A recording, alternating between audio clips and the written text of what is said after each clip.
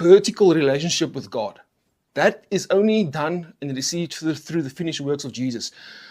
But as you've become part of the kingdom of God, His child, the Holy Spirit will share with you what your function in the body of Christ is. And you need the empowerment of the Holy Spirit for this horizontal relationship with others, for you to be able to live the Christian overcoming life. You cannot live this Christian life in your own strength.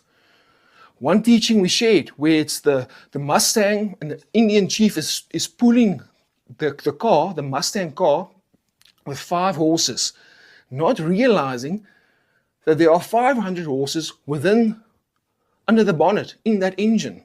But he's relying on the 5 horses, or the 5 senses, his physical flesh, what he can hear, see, taste, smell, and feel, to live the Christian life. That is not the way. That is not how God wants